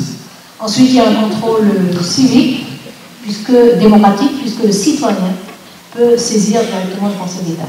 Et enfin, il y a un contrôle parlementaire. Donc voilà, il faut, oui, assurer la sécurité, la surveillance nécessaire, mais en même temps, nous ne bradons pas nos libertés, parce que ces 4 niveaux de contrôle permettent de s'assurer qu'en cas de débordement, nous avons les moyens de limiter cet empiètement sur nos libertés. Une réponse très claire, merci beaucoup. Je cite François Hollande, « Je lutterai contre le délit de faciès dans les contrôles d'identité par une procédure respectueuse des citoyens. » C'était l'une des promesses de François Hollande, donc, durant sa candidature. La délivrance d'un récépissé par le policier après un contrôle est une des solutions que vous défendez notamment. Manuelle Valls la juge trop coûteuse, non réalisable, elle est donc mise de côté. Le 24 juin 2015, une plainte groupée pour contrôle sur la base de critères subjectifs entraîne la condamnation de l'État pour faute grave. 5 des 8 plaignants ont été contrôlés sur la base de leur apparence physique et appartenance vraie ou supposée, donc c'est une citation à une ethnie ou race. L'État décide par la suite de se pourvoir en cassation et associe, on peut dire un peu maladroitement, dans sa défense, la couleur de peau à une apparence étrangère. L'État a-t-il ses raisons, selon vous? Est-ce sinon de la politique avec un petit P, ou la gauche a-t-elle reculé de manière générale sur la lutte contre le racisme? Alors, la réalité de ce qu'on appelle le contrôle au faciès est avérée, parce qu'il y a eu des études, et notamment des études de l'OIT, donc non suspectes de partialité, qui montrent qu'une personne d'apparence différente, je ne sais pas ce que ça veut dire, a 8 fois plus de risque d'être contrôlée. Donc c'est une réalité. Est-ce qu'il y a des raisons de cette multitude de contrôles? Les personnes qui les pratiquent ont des raisons. On peut dire qu'elles peuvent de bonne foi considérer que là, il y a quelque chose qui n'est pas clair, je vais contrôler. Le fait est, les statistiques établissent que selon l'apparence, il y a 8 fois plus de risque d'être contrôlé que si on a une apparence considérée comme étant la norme. Ça, c'est une réalité dans une société qui a posé la citoyenneté, l'égalité comme principes fondamentaux et principes constitutionnels. C'est un problème. C'est un problème. Moi, pendant des années, en tant que députée, j'ai été solidaire de cette revendication. Et au sein du gouvernement, j'ai continué à dire que je pense qu'il faut instaurer le récépissé de contrôle. Mais d'abord, c'est un récépissé qui établit de façon objective la multitude des contrôles, de façon objective, donc qui permet de voir exactement, et qui pose très clairement aussi les raisons pour lesquelles un contrôle peut avoir lieu, et qui va décrisper. Moi, je crois que dans une société démocratique, d'abord, dans une société démocratique, la police est une institution républicaine. Et la police exerce dans le cadre du droit. Sur la procédure que vous avez évoquée, il est établi que le procureur répond des contrôles. C'est-à-dire que le procureur, les policiers doivent être en mesure de dire au procureur pourquoi ils ont effectué des contrôles. Et c'est parce qu'il n'y avait pas ces explications-là que la juridiction a pris cette décision. Je rappelle simplement qu'il y a un certain nombre de villes qui se sont portées volontaires pour expérimenter le récépissé du contrôle. Il faut quand même noter que le gouvernement n'est pas resté inactif, même s'il n'a pas mis en place ce récépissé, parce qu'il a revu le code de déontologie de la police et de la gendarmerie, il a introduit un certain nombre de dispositifs. Moi, je pense que lorsqu'on pose les choses en termes d'égalité dans la société, en termes de non-discrimination, il y a une visibilité à donner à des actes qui disent très clairement que nous sommes égaux et que les discriminations ne doivent pas devenir même par inadvertance. Maintenant, il est certain que la disposition telle qu'elle avait été... Alors, le président de la République n'avait pas dit qu'il mettait... en tout cas, c'est ce qu'il a dit, hein, et c'est vrai que ça n'est pas énoncé comme ça, qu'il mettrait en place le récépissé de contrôle. Il a dit qu'il mettrait en place un dispositif, vous l'avez lu d'ailleurs tout à l'heure, hein, un dispositif qui... assurer l'égalité dans le contrôle, ouais. De manière plus générale. Bon, vous avez déjà raconté autre chose et On peut contrôler. Une de nos dernières questions, c'est pour ça qu'elle demande un peu de préparation, une de nos dernières questions avant les scènes du public. Il y a un petit peu plus d'un mois, vous croisez une journaliste de France Info à Beaubourg lors d'une exposition, et elle vous cite « Je me donne 3 mois pour décider ». Ça ne fait qu'un mois, on essaie quand même. À quand un retour, Madame Taubira? Un retour à quoi? À votre avis? Non, je me donne du temps. En ce moment, je circule beaucoup, en France et à l'étranger, en Europe et ailleurs. Je participe beaucoup à des discussions parce que je pense que nous sommes dans une période de grande confusion. Une grande confusion qui remonte à loin. Hein. C'est-à-dire que ça fait plusieurs années que les idées politiques sont devenues informes, imprécises, et que les gens ne se retrouvent pas. D'ailleurs, on entend la gauche, la droite, c'est pareil, non? Historiquement, doctrinalement, idéologiquement, la gauche et la droite, ça n'est pas pareil. Et parce que ça n'est pas pareil, ça ne produit pas les mêmes politiques publiques. Et si ça se met à produire les mêmes politiques publiques, ça veut dire qu'il y a quelque part où on a renoncé, où on a abandonné, où on ne croit plus. Donc, je me rends compte que nous sommes dans une période de grande confusion et je veux participer à la clarification des choses. Donc voilà, je le fais et puis je me donne du temps effectivement pour choisir ce que j'ai envie de faire très précisément, mais je le ferai savoir publiquement si c'est une vie publique. Très bien, merci beaucoup pour la franchise de cette réponse. Nous allons présent passer aux questions du public. Merci de vous lever, de vous présenter et d'énoncer une question claire et distincte.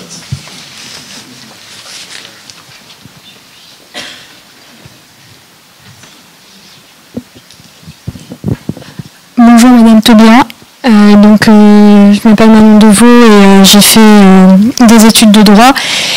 Vous parlez beaucoup de liberté, que vous tenez à garder votre droit de parole et votre liberté personnelle, ça vous semble extrêmement important. Moi, la question que j'aurais, c'était à propos de l'état d'urgence. On n'a pas parlé ce soir, mais on est toujours en état d'urgence depuis les attentats. Est-ce que vous ne trouvez pas ça dangereux, justement, pour la liberté? Parce que c'est vrai qu'au quotidien, on n'en voit pas forcément les conséquences en tant que citoyen ordinaire, mais du point de vue du droit, on sait très bien qu'en état d'urgence, les contrôles sont beaucoup plus faciles, notamment policiers. Les juges a moins de contrôle sur l'ensemble des mesures qui peuvent être prises. Alors, est-ce que vous ne trouvez pas ça dangereux qu'on soit toujours en état d'urgence et que ça a été reconduit pour la 3e fois par le Parlement? L'état d'urgence est contestablement un état d'exception, puisqu'on suspend un certain nombre de règles et de procédures. Et l'état d'urgence n'a pas vocation à durer. En même temps, regardant les choses en face, c'est un piège terrible. Parce qu'une fois que vous avez engagé l'état d'urgence, lever l'état d'urgence porte comme message, même si explicitement vous ne le dites pas, porte comme message que vous pensez que le gros danger est passé. Donc c'est un vrai piège pour un gouvernement, quel qu'il soit. La question est de savoir effectivement comment on sort de l'état d'urgence. L'état d'urgence est une vraie suspension de liberté. Vous savez qu'effectivement, une décision administrative peut limiter les libertés individuelles et limiter les libertés publiques. Dans l'état d'urgence, il y a ces assignations à résidence qui sont administratives, ces perquisitions qui sont administratives. Je dois vous préciser cependant que dès la nuit du 13 novembre, donc après ces attentats terrifiants, j'ai diffusé à 4 h du matin une circulaire pour les procureurs généraux et les procureurs, indiquant que dans le cadre, parce que l'application de la loi d'état d'urgence, qui est une loi qui date de 1955, ne fait absolument aucune place à l'autorité judiciaire, aucune. Donc dans la nuit du 13 novembre, j'ai diffusé une circulaire indiquant qu'il fallait qu'il y ait des officiers de police judiciaire dans toutes les perquisitions administratives, que le procureur de la République en soit prévenu, et qu'au terme de la perquisition, le procureur de la République reçoive un rapport. Et cette disposition a été introduite dans la loi d'état d'urgence lors de sa prolongation, sa première prolongation, puisque vous savez que le gouvernement ne peut la prononcer que pour 12 jours, et qu'au-delà, c'est le Parlement. Donc, lors du débat parlementaire, cette disposition a été introduite dans la loi. Donc, nous avons un texte d'état d'urgence qui n'est pas exclusivement administratif, puisque l'autorité judiciaire y est entrée. Ceci étant, c'est vrai que c'est principalement l'autorité administrative qui procède, hein, c'est elle qui décide des perquisitions, même si elle a l'obligation de prévenir le procureur et l'obligation d'en faire un compte rendu, mais c'est quand même elle qui décide des perquisitions, c'est elle qui décide aussi des assignations à résidence. Mais tous ces actes administratifs se prolongent par des procédures judiciaires. Parce qu'il y a eu des procédures, il y a eu des classements, il y a eu des décisions de justice, il y a eu des comparutions immédiates, il y a eu des procédures judiciaires derrière. Mais le fait est que l'état d'urgence est incontestablement effectivement un état d'exception, parce que c'est un moment soit de suspension, soit d'aménagement du droit commun, donc de restriction de liberté. Il faudra sortir de l'état d'urgence. Il faudra sortir de l'état d'urgence. Nous avons travaillé à en sortir, notamment en introduisant un certain nombre de procédures qui permettent d'aller vite, parce que l'état d'urgence, ça permet d'aller vite. Le problème, c'est qu'en droit, lorsqu'on va vite, souvent, on viole les droits et les libertés. Donc, comment aller vite, parce que c'est une condition d'efficacité, et en même temps, au moins limiter le plus possible cette violation de droits et de libertés. Donc, nous avions travaillé sur un texte, en tout cas moi je prépare un texte que j'ai eu le temps de présenter au Conseil des ministres, pour introduire la possibilité, aussi bien pour le procureur de la République que pour le juge d'instruction, de recourir à des procédures qui n'étaient pas possibles, mais qui le deviennent. Simplement, mon souci, chaque fois qu'on donne plus de prérogatives, que ce soit au procureur ou au juge d'instruction, mon souci, c'est le contrôle de ces prérogatives. Et donc, dans ces procédures, notamment par exemple les perquisitions de nuit, ce que j'avais mis en contrôle, c'était le juge des libertés et de la détention. C'est lui qui donne l'autorisation, soit au procureur de la République, soit au juge d'instruction, d'ordonner la perquisition de nuit, par exemple. Et ce que j'ai fait pour le juge des libertés de la détention, je lui ai donné un statut d'indépendance plus fort. C'est-à-dire que j'en fais un juge spécialisé. Donc un juge qui ne dépend pas de nomination, de dénomination, etc. De dénomination, de retrait, en tout cas d'arbitraire. Il ne dépend pas de décision arbitraire. Donc c'était une façon de permettre qu'en cas de nécessité hors état d'urgence, on puisse prendre des décisions rapides. Mais ces décisions rapides ne sont pas des décisions administratives, elles sont dans le cadre judiciaire, et dans le cadre judiciaire, elles sont contrôlées par un juge indépendant. Très bien, merci beaucoup. On va passer à la question suivante.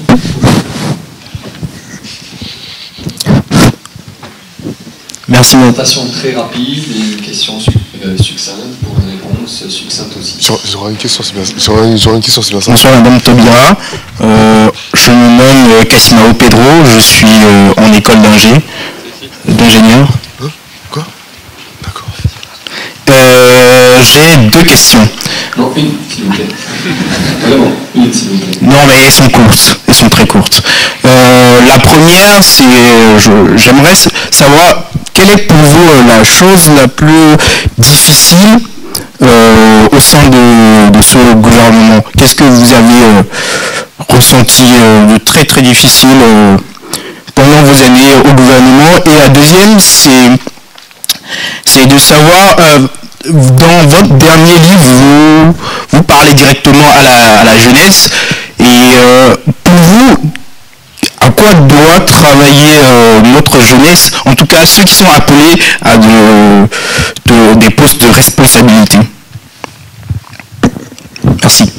Alors, le plus difficile au gouvernement, c'est que nous sommes arrivés au gouvernement à une période très difficile, notamment budgétairement. Même si le ministère de la Justice était un ministère prioritaire, que c'est un ministère dont le budget a augmenté de près de 500 millions d'euros en 3 ans et demi. Lorsque je suis arrivée, c'était un budget à 7 milliards 400 millions d'euros. Lorsque je suis partie, je l'ai laissé à 8 milliards 260 millions d'euros. Donc c'est un budget qui a augmenté. C'est un ministère qui a créé des emplois. Le président s'était engagé à environ 2500 emplois sur le quinquennat. Évidemment, c'est moi qui ai engagé l'année 2016, puisque le budget, on le présente au Parlement en octobre de l'année précédente. Donc le budget 2016, je l'avais déjà présenté en octobre 2015. Donc jusqu'à la fin de l'année 2016, ce ministère aura créé près de 6000 emplois. Donc c'est un ministère qui quand même a eu les moyens de faire. Mais il y avait des choses à faire qualitativement. Donc si je vous dis, si j'ai ressenti quelque chose de difficile au gouvernement, c'était ça, indépendamment de décisions d'autres ministères qui me paraissaient soit sujettes à caution, soit méritées d'être mieux comprises. Mais en tout cas, pour le ministère que j'avais en charge, ça aurait été ça. Mais je ne me plains pas parce que j'ai pu faire beaucoup de choses. Je fais de grosses promotions de magistrats, je fais de grosses promotions de greffiers, je fais la promotion historique. Cette année 2016, c'était 530 places. Sous l'ancien quinquennat, la moyenne, c'était 120, 140. Depuis la première année, j'en ai fait plus de 350. Et j'étais arrivée à 530, la plus grosse promo depuis la création de l'École nationale de la magistrature en 1958. Donc c'est un ministère qui a fait beaucoup de choses. Nous avons fait des réformes de qualité, enfin qualitatives. La justice du XXIe siècle, c'est une belle réforme sur la justice civile, c'est-à-dire la justice du quotidien, l'endettement, le surendettement, les problèmes familiaux, les problèmes de loyer. Donc voilà, je ne peux pas dire que j'ai vécu quelque chose de particulièrement difficile, en dehors du fait que, évidemment, si c'était pas une période difficile, j'aurais pu arracher peut-être 600 millions d'euros supplémentaires. Et bon, faire des choses. Mais non, j'ai pu mailler tout le territoire. Lorsque je suis partie, il y avait des maisons de la justice et du droit partout, il y avait des CDAD partout. Voilà, on a couvert tout le territoire pour l'accès au droit. J'ai introduit toute une série d'innovations que je considère comme conformes au mode de vie du XXIe siècle. Jusque-là, on pensait géographiquement. Là, j'ai voulu réfléchir en termes de mobilité parce que nous sommes voilà, c'est une époque de grande mobilité. Donc, j'ai introduit des innovations avec une méthode de grande rigueur, c'est-à-dire que systématiquement, toute innovation, je l'ai expérimentée pendant 1 an, je l'ai évaluée avant de la généraliser dans la loi. La deuxième question, qu'est-ce que votre génération doit faire? D'abord, je pense comprendre ce qu'est la vraie socialisation et la socialisation de substitution. La vraie socialisation, c'est comme de se retrouver ensemble physiquement et de faire des choses ensemble, en ayant conscience d'être ensemble. La fausse socialisation, en tout cas la socialisation de substitution, ce sont les réseaux sociaux, ce sont les amis Facebook, ce sont, voilà, c'est un mode de communication, mais ce n'est pas un mode de socialisation. Et moi, je pense que si votre génération a cette conscience de la différence entre la communication, l'échange d'une part, et d'autre part la socialisation, vous allez vous retrouver davantage sujet de droit, davantage actif et davantage acteur de votre propre destin. Aujourd'hui, le monde, tout ce que nous le faisons en présence du monde. Le monde est sous nos yeux et nous sommes sous les yeux du monde. L'action que nous pouvons conduire à quelque niveau que ce soit a pour champ général le monde. Je pense qu'il est important, et c'est le sens de ce livre. Je suis profondément convaincue depuis longtemps. C'est pour ça que je vais dans les écoles, c'est pour ça qu'il y a très longtemps que je le fais. Je suis profondément convaincue que ma génération doit rendre les comptes d'une part, et que ma génération doit transmettre ce qu'elle a compris, ce qu'elle a saisi, ce qu'elle a fait, les raisons pour lesquelles elle l'a fait, parce que c'est la façon de vous armer, de vous permettre de gagner du temps et de vous permettre de décider du contenu de la société, des règles de la société, du monde dans lequel vous allez vivre. Donc, je pense que il y a d'un côté cette nécessité de vous donner, de vous transmettre, de vous dire, c'est un devoir que les gens de ma génération ne font pas assez, mais que j'estime impératif et même impérieux. Et puis il y a de votre côté la disponibilité pour recevoir. Et le piège, c'est vraiment aujourd'hui la facilité de communication qui peut facilement vous dispenser d'être ensemble, de faire des choses ensemble, de vous retrouver et donc d'agir ensemble, d'engager des choses ensemble. Et si vous ne faites pas ça en tant que génération, vous allez subir le monde. Vous allez vivre dans un monde dont vous n'aurez pas dessiné les contours, dont vous n'aurez pas forgé à la fois la substance et le mode de vie, le mode de relation. Merci. Nous allons prendre une dernière question.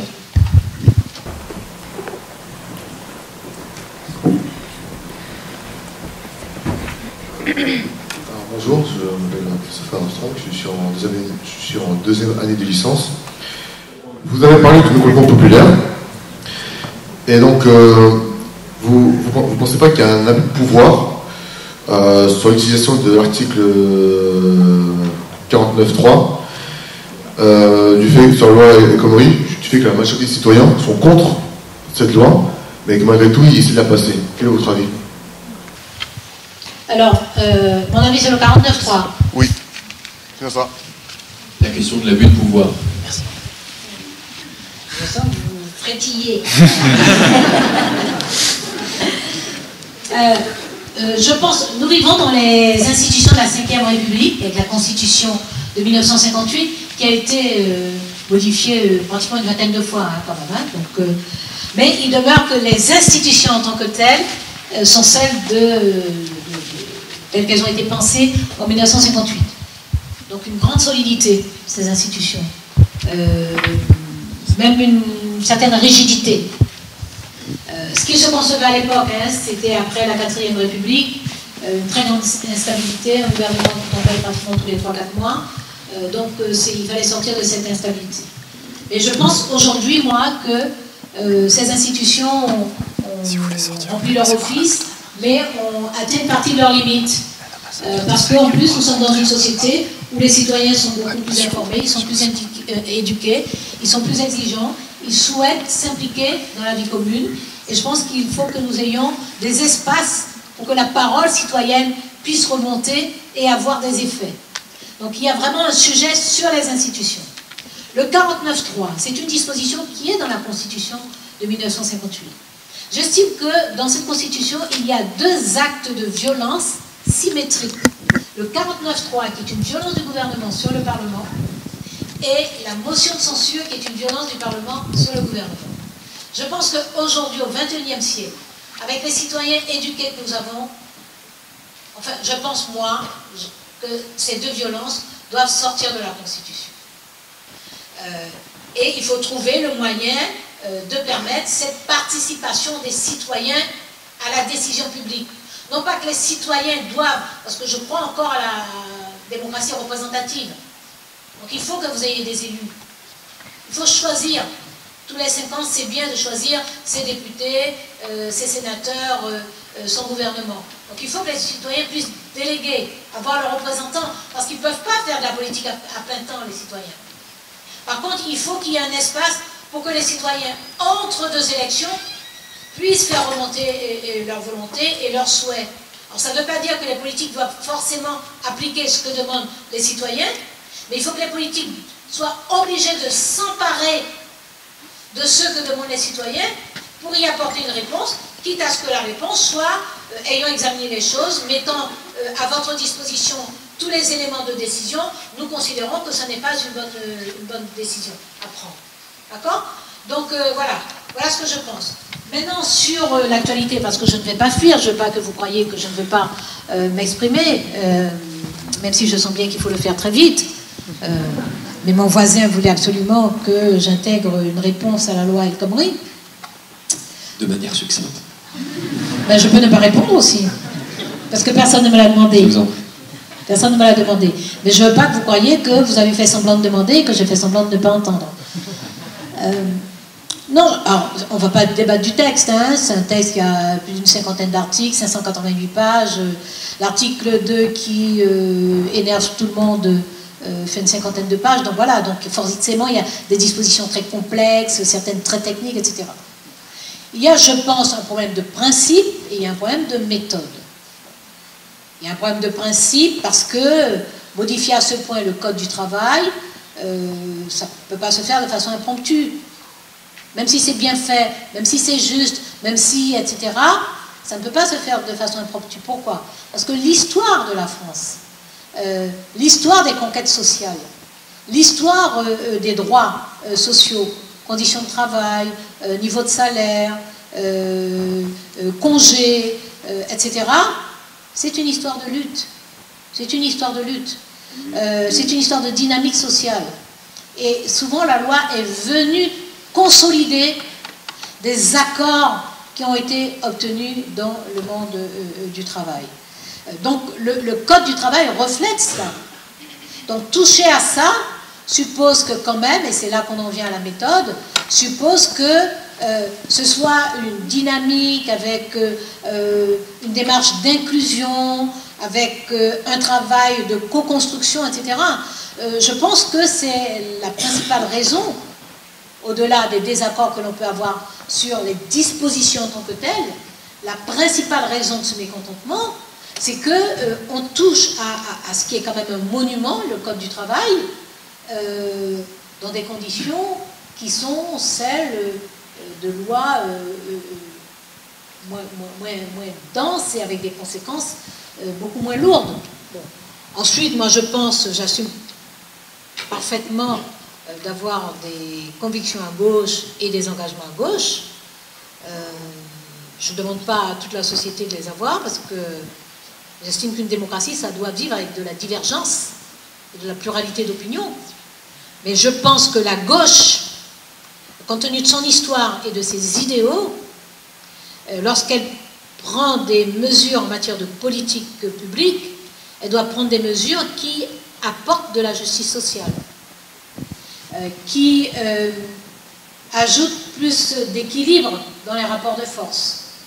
Il y a des antagonismes dans la société, il y a des divergences d'intérêts. On peut conforter les divergences, on peut essayer de concilier ce qui peut l'être. Voilà. C'est pas la peine de vous agiter beaucoup.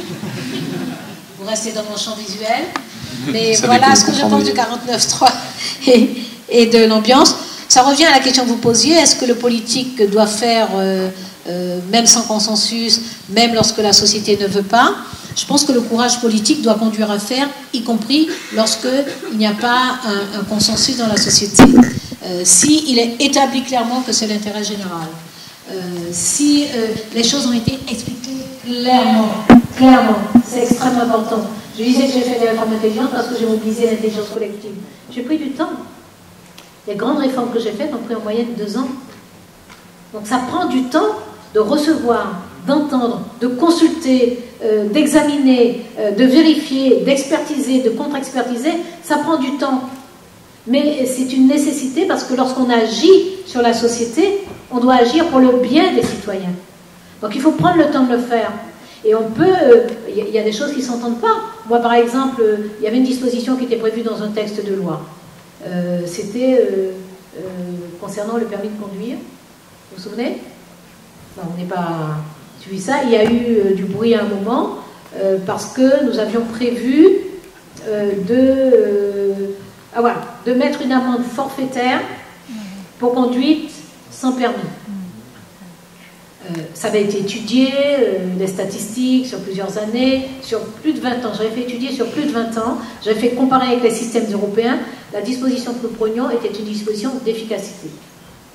Il se trouve que j'avais lancé une série de réunions de consultation. Il y en a qui n'ont pas été tenues, ou en tout cas, où on n'a pas pensé à inviter certaines associations importantes. La mesure a été mal comprise. J'ai reçu les associations, je leur ai expliqué. Je leur ai dit, si vous n'en voulez pas, je ne la ferai pas. Mais ça dégagera des policiers, des gendarmes, pour faire de la prévention efficace, plutôt que de perdre du temps sur des contraventions qui génèrent des procédures, qui ne sont traitées en moyenne qu'au bout de 12-14 mois, et qui donnent lieu à des décisions d'amende forfaitaire, systématiquement des amendes forfaitaires différentes sur le territoire. Donc inégalité. Avec le dispositif que je mettais en place, c'était une amende informatique, donc elle était automatique, ça allait, c'était immédiat, c'était perçu immédiatement, et ça dégageait des policiers, des gendarmes et même du personnel de justice. Donc c'était plus efficace. Les conduites sans permis ont une part très dérisoire dans les grands accidents de la route, notamment les accidents douloureux, là où il y a mort de personnes, etc. Moi, j'ai en tête un chiffre, je ne suis plus très sûre, mais j'ai en tête 2%. Donc, ce n'est pas le défaut de permis qui peut expliquer la crispation des personnes qui sont très, très attachées à la protection des victimes de la route. Mais je leur ai dit, j'arrive pas à vous faire entendre, à la fin d'ailleurs, elles ont dit, je dis moi, si vous ne voulez pas de cette mesure, je ne la prendrai pas parce que c'est une question très sensible. Des personnes qui ont perdu quelqu'un dans un accident de la route, même si ça n'a rien à voir avec le défaut de permis, je comprends que ce soit très très douloureux. Donc, pour cette raison affective, je leur ai dit, si vous ne voulez pas, la mesure, objectivement, elle est meilleure que ce qu'on a actuellement, mais si vous n'en voulez pas, on prendra le temps d'en rediscuter et je la sors de la loi. Donc voilà une situation où, parce que justement la consultation avait été insuffisante en amont, la compréhension n'a pas été atteinte, et donc j'ai considéré que, alors ça aurait été sur un autre sujet, j'aurais maintenu, parce que je sais qu'on se serait rendu compte après que c'était bon. Mais compte tenu de cette dimension affective qu'il y a dans les accidents de la route, j'ai préféré ne pas le faire. Donc voilà un cas où on ne passe pas s'il n'y a pas de consensus. Merci beaucoup. Merci pour votre participation, d'avoir presque à chaque fois joué le jeu.